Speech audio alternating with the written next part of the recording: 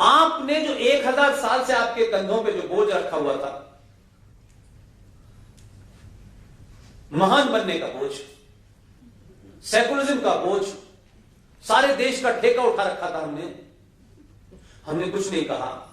कुछ लोगों ने जो भाईचारे में अपना भाई का हाथ रखा था, हमने भाई का हाथ हटा दिया। हमने कैसे हटा लो, बहुत देर हो गई, थक गए तुम्हारा हाथ रखे। जैसे ही आपने हाथ हटाया है 2014 में, लोग कहते हैं आप इंटॉलरेंट हो गए। वो आपको अभी भी बैकफुट पे करना चाहते हैं। आपने किसी को नहीं माना। आपने कोई सामूहिक कश्मीर में 5.5 लाख कश्मीरी हिंदुओं को मारने के बाद भी आप कश्मीरियों में से एक आदमी आतंकवादी नहीं बना। आज भी कश्मीरी 30 साल के बाद आपके भी शहर में हैं, गुजरात में भी हैं, दिल्ली में भी हैं। आज भी उनके बच्चे किसी मल्टीनेशनल कंपनी के डायरेक्टर बन रहे हैं, आतंकवादी नहीं बन रहे हैं। लेकिन इसका यह मतलब नहीं है कि हम नहीं बन रहे, तो शान की बात है। और यह भी नहीं मैं कह रहा कि आतंकवादी बन जाइए। आप अपने विचारों में, अपनी सभ्यता में, अपने संस्कारों में बिना ये सोचे समझे जो बीमारी इस देश के सनातनियों को लग गई है, बात बात में आपको लोग क्या कहेंगे, वो हमारे बारे में ऐसा क्या सोचेंगे। आप 1000 साल तक गुलाम थे, किसी ने सोचा? आप उससे बाहर आने की कोशिश कर रहे हैं। आप बाहर ना आ जाएं, आप उस सनातन की जो ताकत है, उस सनातन में जो ग्लू है, अगर आप उस तरफ चलने लगे तो जो देश के अंदर गद्दार हैं और 500 से ज्यादा कश्मीर बन चुके हैं, वो जोर जोर से चिल्लाएंगे भारत माता की जय, जोर जोर से चिल्लाएंगे और डेली सबूत देंगे। सुबह में हम भारत माता की जय, शाम को सूर्य भारत माता की, कोई मांग नहीं रहा। इस ताकत का सिर्फ इतना ही आप सोच सकते हैं कि पूरी दुनिया को पहली बार यह एहसास हुआ 2014 के चुनाव के बाद, जो बात मैं कई बार रिपीट कर चुका हूं। आपके देश के मीडिया ने नहीं लिखा, इंटेलेक्चुअल्स ने नहीं लिखा, किसी डिबेट में नहीं आया, टीचर ने नहीं बताया, प्रोफेसर ने नहीं बताया, लेकिन वॉशिंगटन पोस्ट ने 2014 के चुनाव के बाद एक अपना एडिटोरियल लिखा और उस एडिटोरियल में कहा कि 1947 के बाद पहली बार भारत के अंदर 2014 में एक भारतीय सरकार बनी है। अब आप कह सकते हैं ये बात कि इससे पहले भारतीय नहीं थी, तो मैंने कहा हम नहीं कह रहे, वो कह रहे। और वॉशिंगटन पोस्ट में कोई आरएसएस का आदमी ट्रस्टी भी नहीं है, ये खबर मैंने छोड़ी। तो आप ये मान के चले कि दुनिया आपको अभी भी वही मानती है।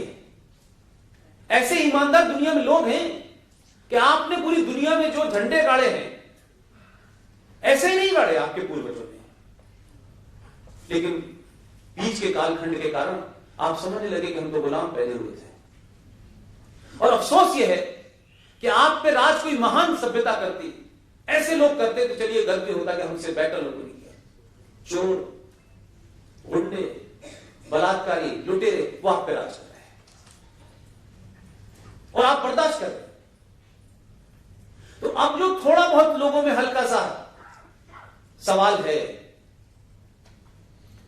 कि जिस हिंदुस्तान के अंदर इस्लाम के नाम पे गलत प्रथाओं का विरोध करना एंटी मुस्लिम होता था, सवाल पूछना कुरान पे आप एंटी मुस्लिम होता था। अगर यह कह देना कि इस देश में इस्लामिक आतंकवाद है और पिछले 70 सालों में उसको मजबूत किया जा रहा है, इस देश में सेकुलरिज्म की आड़ में इस देश के कम्युनल मुसलमान को प्रोटेक्शन दिया जा रहा है, तो यह बोलते ही आपको सोसाइटी अलग कर देती थी। आज मैं बोल रहा हूं, जीटी बख्शी भी बोल रहे हैं, टेलीविजन की डिबेट का रुख मुड़ गया है। अब टेलीविजन पे शाम को यह तय होता है कि इस देश में फेसबुक और ट्विटर के ऊपर नंबर 1 ट्रेंड कौन चल रहा है, तो गिनती तो आपकी साथ है। तो आप रोज शाम की डिबेट तय करते हैं जो आपको अंदाजा नहीं है। वो जो अंग्रेजी में सबसे ज्यादा चिल्लाता है और सबसे ज्यादा हिंदी वाले कहते हैं हमारे मन की बात अंग्रेजी में कह रही है।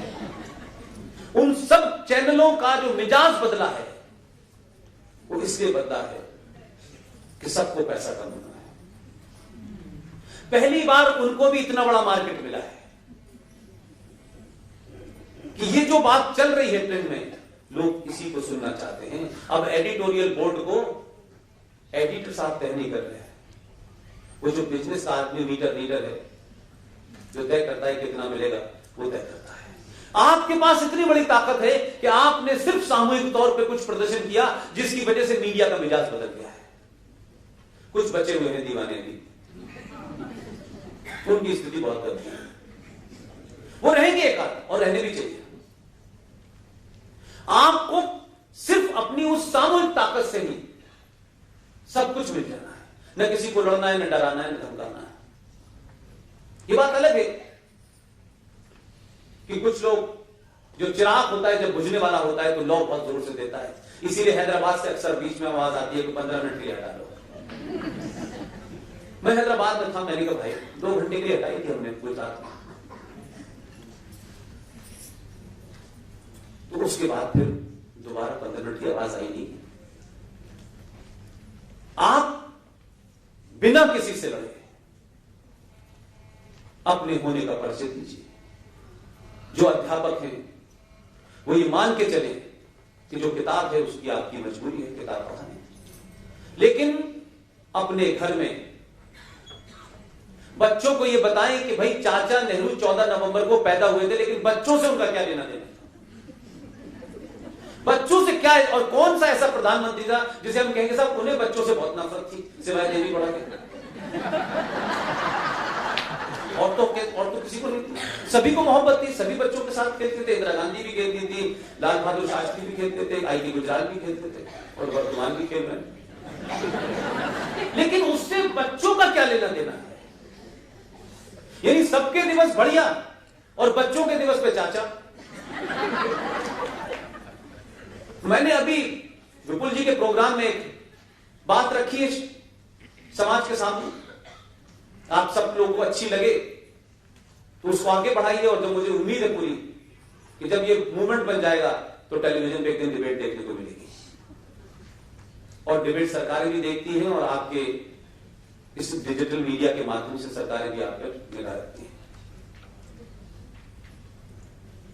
साहबजादा जोरावर सिंह गुरु गोविंद सिंह के पुत्र, उनके 4 पुत्र थे, 2 उनके युद्ध में मारे गए। साहबजादा जोरावर सिंह, उनकी उम्र 9 साल थी। 1699 की बात बता रहा हूं मैं आपको। उनके दूसरे पुत्र जिनकी उम्र 12 साल थी, साहबजादा फतेह सिंह। वजीर खान ने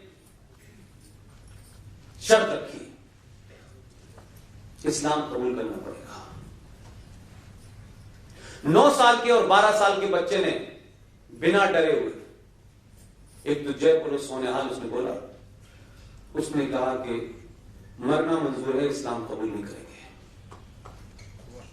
दोनों बच्चों को जिंदा दीवार में चिनवा दिया गया, दोनों बच्चों को, 9 साल और 12 साल। और 26 तारीख को यह घटना घटी, 26 दिसंबर को। उनकी लाश के लिए, दफनाने के लिए जमीन नहीं दी गई।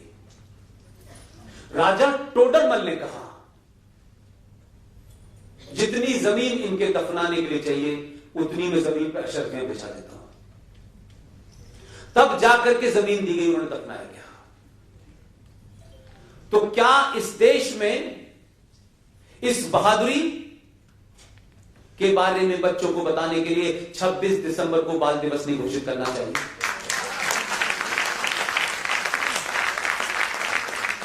वो बच्चे कैसे समझे कि हमारे इतिहास में क्या किया है और हमारी उम्र के लोगों ने किया है। आज तो आपके यहां कन्वर्जन का खेल चल रहा है। आज तो आपके यहां सिखों को एक अलग से प्रोजेक्ट किया जा रहा है। जो दूरियां हमारे राजनीतिक कारणों से बढ़ गई हैं, इसमें वो दूरी भी कम हो जाएगी। ये छोटी छोटी चीजें मार्केट में आनी चाहिए कि नहीं आनी चाहिए। और जब ये आएंगी, बच्चे पूछेंगे, तो आपको ये कहानी सुनानी पड़ेगी। और इस कहानी में कहीं कोई डॉट भी मिक्सिंग नहीं है। उनके नाम, उनकी उम्रें, उनका शहादत, उसके बाद उनका दफन। ये बात अलग है कि उनकी दादी मां गुर्जरी, जब उनको पता चला उसी दिन उनका देहांत हुआ।